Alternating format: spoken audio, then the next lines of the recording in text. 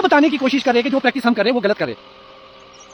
बिल्कुल, हम हो सकता है गलत कर रहे होंगे, तभी हमारी प्रोडक्शन 70-80 मीट्रिक टन तक है और कंटिन्यू हम क्रॉप लेते हैं। आके फ्लावर, बहुत सारे किसान सोचते हैं कि भाई हमारा फ्रूट सेट क्यों नहीं होता। हेल्दी फ्लावर होना चाहिए, एनर्जी होनी चाहिए, जान होनी चाहिए। जो हर कंपनी उस रूल को फॉलो नहीं करती कि वो नॉन यूनिवर्सिटी के माध्यम से अपने 3 वर्ष के ट्रायल पूरा करके हमारे बीच आए। नमस्कार बागवान साथियों, हमारे चैनल बागवानी की बात में आपका बहुत बहुत स्वागत है।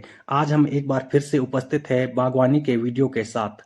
जैसा कि आप सभी जानते हैं कि आजकल का समय से बागवानों के लिए बहुत ही महत्वपूर्ण रहता है और समय समय पर हम आपके साथ अपनी प्रैक्टिस शेयर करते रहते हैं। तो ऐसे ही आज के वीडियो में युवाओं के चहीते एवं हमारे प्रगतिशील बागवान श्री डिम्पल पांचटा जी अपने बगीचे में अपनी प्रैक्टिस के रिजल्ट शेयर कर रहे हैं। जहां पर पिंक बड की स्प्रे जल्दी हो चुकी थी, तो पिंक बड की स्प्रे के परिणाम के लिए और साथ ही बागवानी की कुछ और भी महत्वपूर्ण बातों के लिए वीडियो को अंत तक पूरा देखें। बागवान साथियों, आज मैं जो स्पेशली आया हूं वो एक दो महत्वपूर्ण चीजों पर बात करने के लिए आया हूं। सबसे पहले तो मैं ये बात करने के लिए आया हूं कि जो हमने प्रैक्टिस करी थी 1261 नाइट्रेट फॉस्फोरस, जिंक चलेटेड 100 ग्राम, बोरॉन 200 ग्राम, मैग्नीशियम 100 ग्राम और उसके साथ साथ हमने अमेज एक्सेल 400 ml डाला था। और ये हमारे पिंक बर्ड स्टेज पे पड़ा था, लगभग 1 से 2% के बीच कई जगह फूल आ चुके थे, पियर ज़्यादा हो चुकी थी। तो उसके रिजल्ट्स भी मुझे दिखाने थे, क्योंकि जैसा कि आप सभी लोगों को पता है कि जब आप कोई प्रैक्टिस करते हैं, स्पेशली आज के जो मॉडर्न युग है या सोशल मीडिया का युग है, उसमें अगर हम बात करें तो जब हम किसी प्रैक्टिस को करते हैं तो बेसिकली हम लोग कोई साइंटिस्ट तो है नहीं, किसान है, और अपनी प्रैक्टिस जो हम खेतों में करते हैं उसको हम साझा करते। मैं तो स्पेशली आप लोगों के साथ करता ही हूं। तो जब आप ये चीजें करते हैं तो कहीं ना कहीं मार्केट पे इसका असर पड़ता है। सबसे ज्यादा असर पड़ता है दवाइयों पर।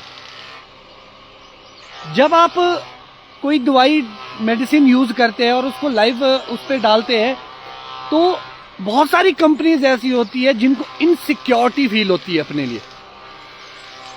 उस इनसिक्योरिटी के चक्कर में वो ये भूल जाते हैं कि आपका काम अपनी कंपनी की प्रमोशन, अपनी कंपनी की मार्केटिंग, क्योंकि वो कंपनी आपको सैलरी देती है। और उसके विपरीत एक किसान है, किसान अपनी अपनी प्रैक्टिस करता है,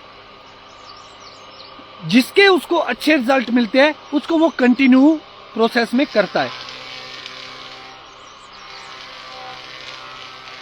आज जो हमने प्रैक्टिस की थी लास्ट ईयर, आपने देखा कि इस पिंक बर्ड की स्टेज पर डिपार्टमेंट हॉर्टिकल्चर के कुछ डॉक्टर ज्ञान देने हमारे बीच आ चुके थे। आपने देखा होगा अपने फेसबुक लाइव के माध्यम से या पोस्ट के माध्यम से भी उन्होंने हमें टारगेट करने की कोशिश करी।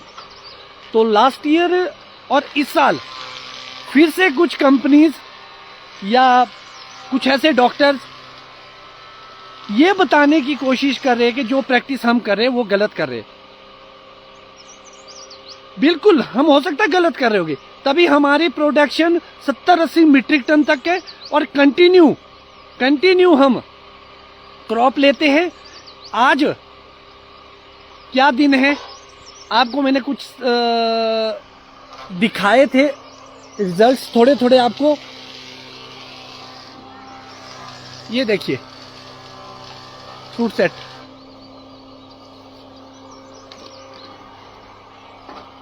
ये देखिए फ्रूट सेट्स। अगर मैं आपको बताऊं कि 1261 जिंक बोरॉन के बाद क्या हुआ, उस दिन भी मैंने आपको बताया था, जो ये हमारी डंडी का साइज है ये काफी बड़ा हो चुका है। और अगर आप फूल देखेंगे, फूल देखिए कितना बड़ा खिला हुआ है और कितना हेल्दी है फ्लावर। एक ही फ्लावर की बात नहीं है, और ब्राइटनेस देखिए इसके अंदर।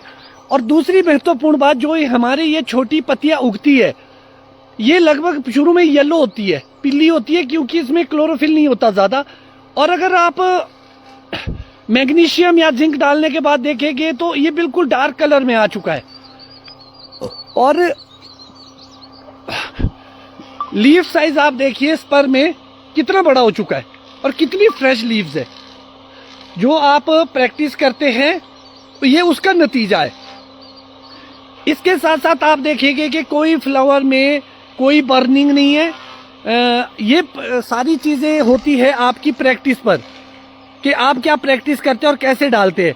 आप देखिए फ्रेश फ्लावर है, कोई भी फ्लावर में कोई प्रॉब्लम नहीं है। सिर्फ जो फूल पुराना हो चुका था, जो पेटल फॉल की ओर था, उस पंखुड़ी में हल्की सी प्रॉब्लम जरूर है बाहर से, हल्की सी।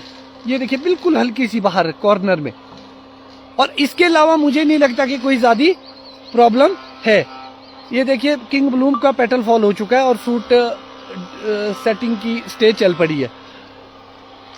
और 1261 जिंक बोरॉन एमेज एक्सेल की जब हमने स्प्रे करी, उसके बाद जिसमें पिंक बढ़ता, आप देखिए बड़ी जल्दी फ्लावर आ गया इसमें, बहुत जल्दी।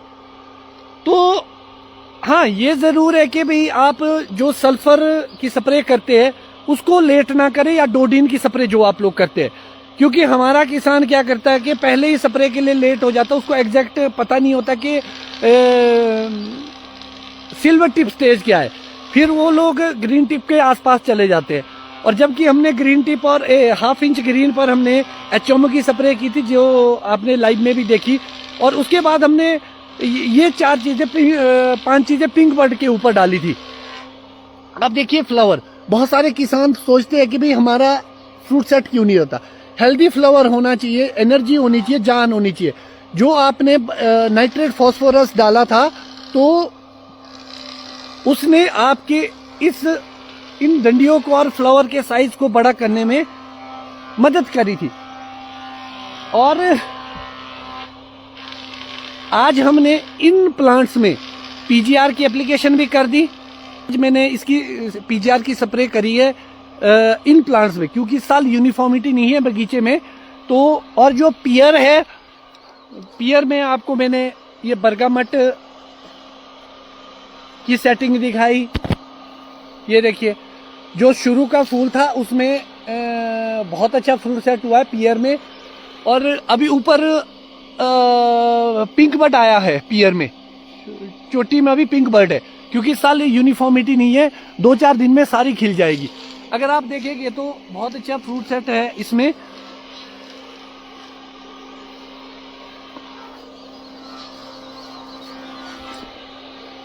ये कुछ प्लांट ऐसे थे जो स्टार्टिंग में ही फूल गए थे।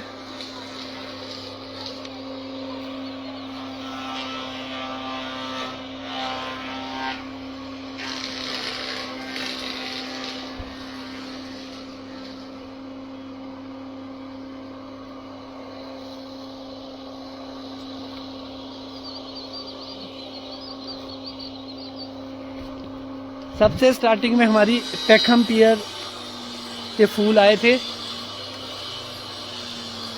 ये देखिए पेखम पियर, बहुत अच्छी फ्रूट सेटिंग हुई है और बहुत अच्छी पियर है पेखम। अगर आप देखेंगे इस प्लांट की आयु 5-6 साल है और ये प्रॉपर पूरी फ्रूट पूरी क्रॉप दे चुका है और बहुत जल्दी पौधा भी ग्रो करता है।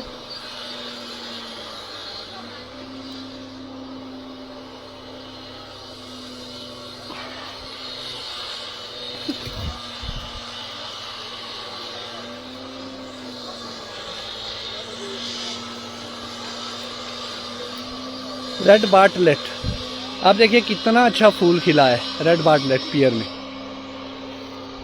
हल्की सी फ्रूट सेटिंग भी है, थोड़ी लेट है पियर। कुछ फूल जल्दी आ गए थे, कुछ काफ़ी लेट आए। कितना फ्रेश फूल है। और हमने इसमें सब में पिंक बर्ड की स्प्रे करी थी। आज हमने पियर में भी पीजीआर की एप्लीकेशन कर दी है। पीजीआर हम इसमें डाल चुके हैं।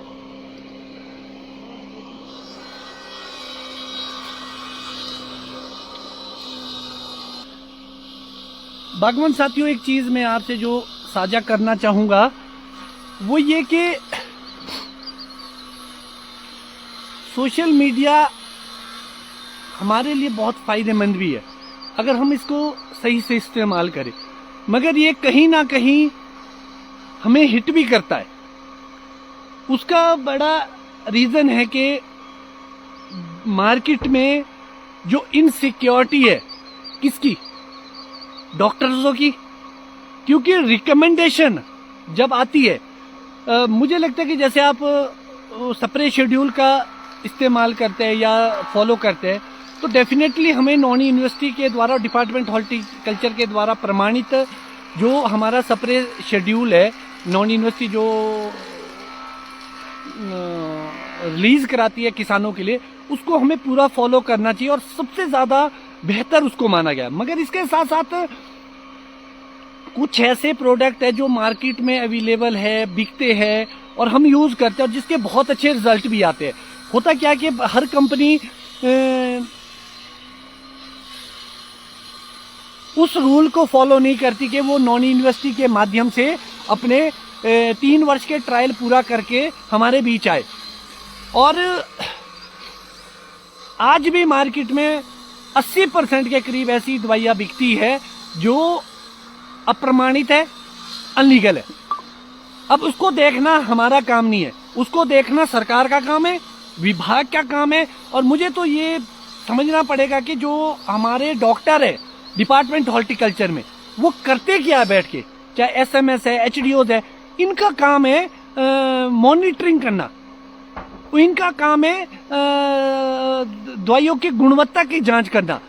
करते हो लेकिन रैंडमली करते होने ये, मगर आज जब किसानों को प्रॉब्लम आती है तो ये मुझे नहीं लगता कि उस तरीके से काम करते जिस तरीके से इनको करना चाहिए था।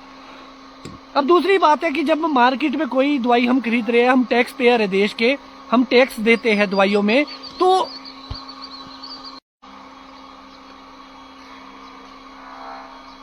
बिल के साथ हम दवाइयां खरीदते हैं तो हम तो अप्लाई करेंगे। मगर इससे इनसिक्योरिटी क्या हो रही है? कुछ एक लोगों की मोनोपोली, या तो कंपनीज की या फिर कुछ एक डॉक्टर्स की, वो नहीं चलती है। आज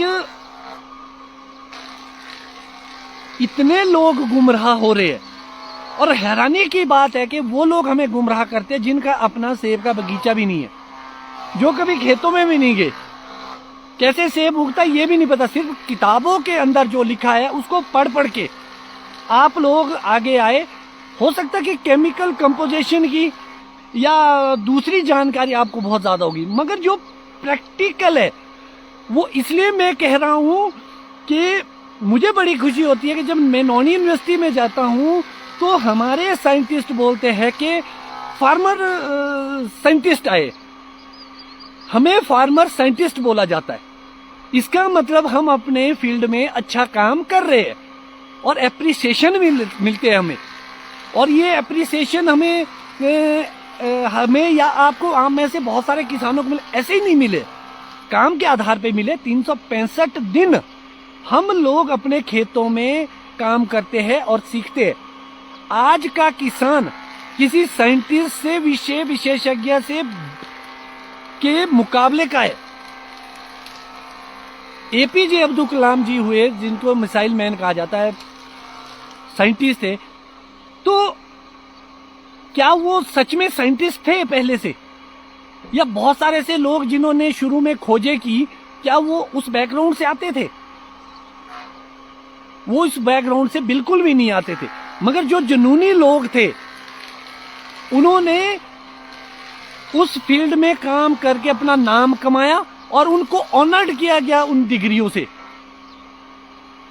आपने बहुत बार देखा होगा, क्रिकेटर्स को ऑनर किया जाता है, किसी नेता को ऑनर किया जाता है, किसी आम आदमी को ऑनर किया जाता है किसी डिग्री से।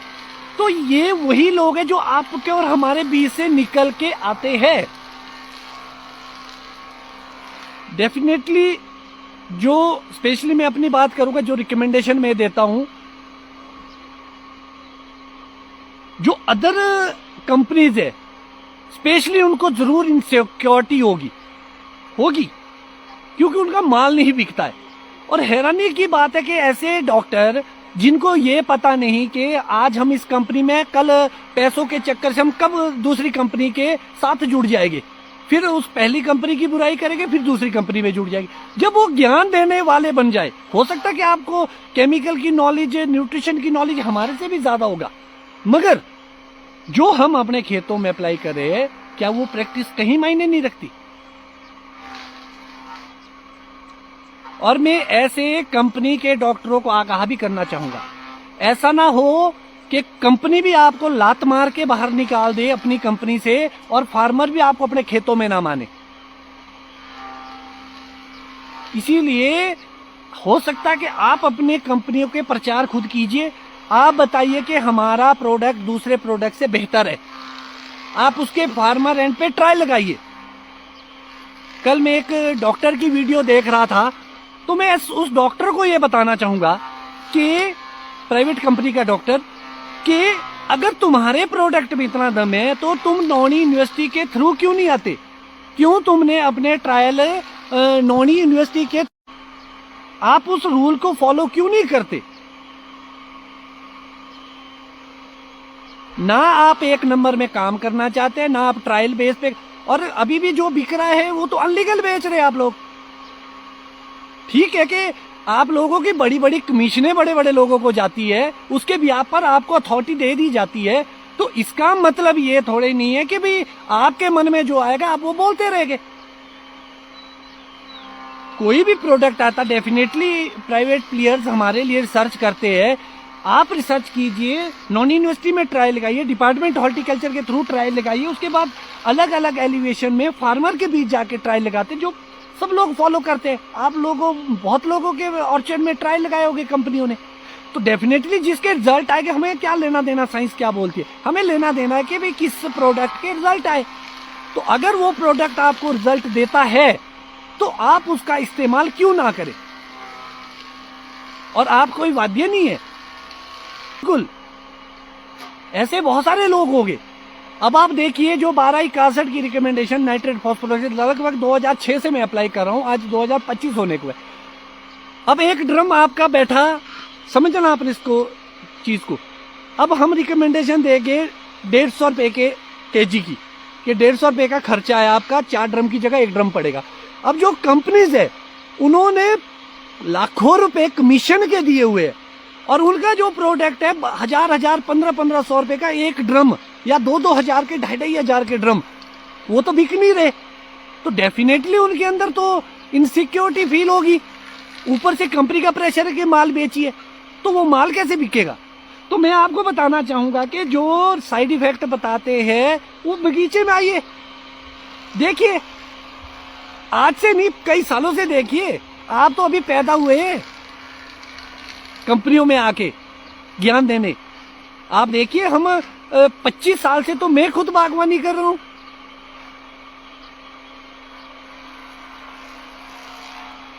तो प्रैक्टिस ये बोलती है कि आपको रिजल्ट मिले, प्रैक्टिस ये बोलती है कि आपने पौधा लगाया आपको फल मिले, प्रैक्टिस ये बोलती है कि आपकी गुणवत्ता अच्छी हो फल की।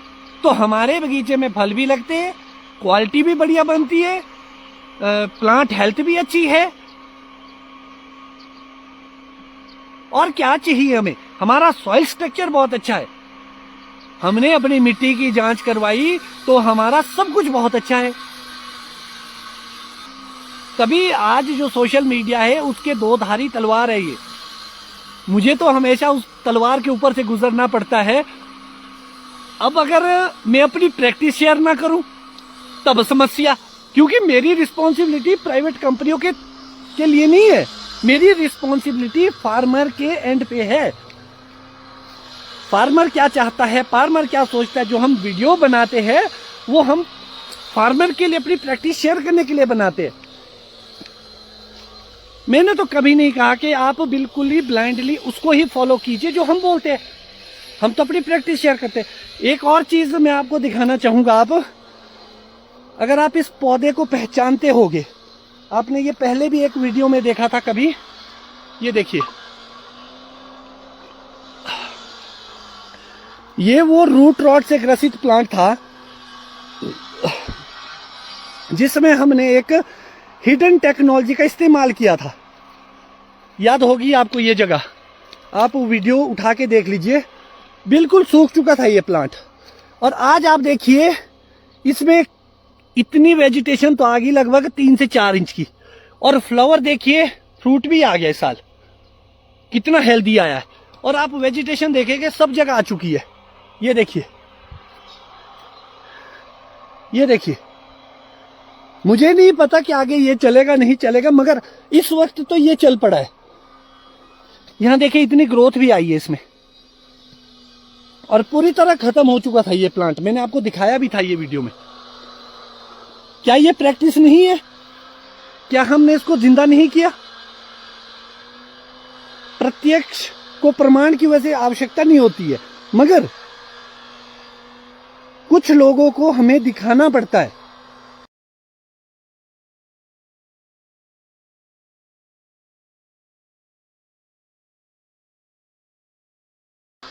उस वक्त हिडन टेक्नोलॉजी थी क्योंकि हमारे बोलने पे रोक लगाने की कोशिश की गई थी कि हम कोई रिकमेंडेशन नहीं दे सकते, क्योंकि उस वक्त हम नौनी के एक रिस्पेक्टेड चेयर पे बैठा था मैं। मगर आज मैं वाद्य नहीं हूं इन सब चीजों के लिए। इस प्लांट के अंदर जो हमने डाला था उसमें हमने बायर कंपनी का एलियट और बेबीस्टीन डाला था। 200 ग्राम बेबीस्टीन डाली थी और 250 ग्राम एलियट इसमें अप्लाई किया था इस प्लांट में। और ऐसे बहुत सारे पेड़ों में हमने करवाया था, और उसको मैंने रिपीटली 3 टाइम किया था। और इस वर्ष मुझे नहीं पता आगे ये मरेगा, मगर इस वक्त ये चल पड़ा। और इस साल फिर से हम इसकी ट्रीटमेंट करेंगे माइक्रोराइजा वगैरह डाल के, और इसकी रूट डेवलपमेंट करने की और कोशिश करेंगे। मैंने चेक करके देखा था कुछ दिनों पहले, इसमें रूट से डेवलप हो चुकी थी, क्योंकि जहां तक सड़ चुकी थी उसके बाद न्यू रूट्स आ चुकी थी इसमें। और ये बिल्कुल जिंदा हो गया ये प्लांट। अभी के लिए तो फिलहाल ये जिंदा ही हो गया है। तो हमें ये देखना पड़ेगा कि क्या प्रैक्टिस है। हमने बहुत सारी चीजें करते थे, हम ट्राइकोडर्मा, सूडोमोनास। जब लॉन्ग रन के लिए हमें चलना है तो हमें बायो और ऑर्गेनिक में ही फोकस करना पड़ेगा, क्योंकि फर्स्ट फेज में आपको केमिकल अप्लाई करना इसलिए मजबूरी पड़ता कि ताकि वो फैले ना। और मैंने इस वजह से भी इसको नहीं किया था कि भाई ये बिल्कुल ऐसा हो। मैंने ये देखा था कि भाई ये बीमारी फैले ना यहाँ से। अब ये फिलहाल रुक गई है यहाँ पे। इसके बाद जो नेक्स्ट उसमें डालेंगे हम, इसमें ट्राइकोडर्मा, सूडोमोनास, ये सारी चीजें हम इसमें अप्लाई करेंगे इस प्लांट में। इसके बाद हम इसमें केमिकल नहीं डालेंगे। अब इसमें हम माइक्रोराइजा डालेंगे, इसमें हम मोबिलाइजिंग बैक्टीरिया ऐड करेंगे, ह्यूमिक एसिड डालेंगे, ताकि ये प्लांट स्ट्रेस में ना रह के न्यू रूट्स बने और ये जिंदा हो। केमिकल का 1 टाइम यूज रूट रॉट के लिए आप कर सकते हैं, रेगुलर यूज नहीं कर सकते। जितना ज्यादा आप रेगुलर यूज करेंगे उतना सॉइल को खराब करेगा, वो माइक्रोब्स को मार देगा सॉइल में हमारे। तो आपको समझना पड़ेगा कि हम क्या प्रैक्टिस करते हैं और कैसी प्रैक्टिस करते हैं, और उसको हम शेयर भी करते हैं, आप लोगों से साझा भी करते हैं। तो बागवान साथियों, ये तो हमारी अपनी प्रैक्टिस थी जो हम अपने बगीचों में कर रहे हैं। अभी बहुत सारे फूल आने बाकी है हमारे बगीचे में। स्टोन फ्रूट्स इस साल बहुत अच्छी सेटिंग हुई है स्टोन फ्रूट की। बाउंड्रीज में आप देख पा रहे होगे तो हमने स्टोन फ्रूट्स लगाए हैं, और खुमानी बहुत अच्छी है इस साल, जो मैं देख पा रहा हूँ काफी अच्छी सेटिंग है। होपफुली उम्मीद करता हूँ कि जो आपके सेब है, आप सब लोगों के एप्पल लगे और बहुत अच्छे लगे। तो बागवान साथियों, आपने देखा कि श्री डिम्पल पांचटा जी ने बागवानों को जागरूक रहने के लिए प्रेरित किया और अच्छी अच्छी महत्वपूर्ण बातें हमसे साझा की। आशा है यह वीडियो आपको काफ़ी नॉलेजेबल लगा होगा। वीडियो को लाइक करना ना भूलें, और यदि चैनल पर पहली बार आए हैं तो चैनल को सब्सक्राइब करके बेल आइकॉन का बटन दबाकर ऑल पर प्रेस करें। इससे आने वाली वीडियोज़ की नोटिफिकेशन आपको मिला करेगी। हम समय समय पर बागवानी से संबंधित वीडियोज़ आपके लिए लेकर आते रहते हैं। तो आपसे मुलाकात होगी अगले वीडियो में। तब तक के लिए नमस्कार, जय हिंद।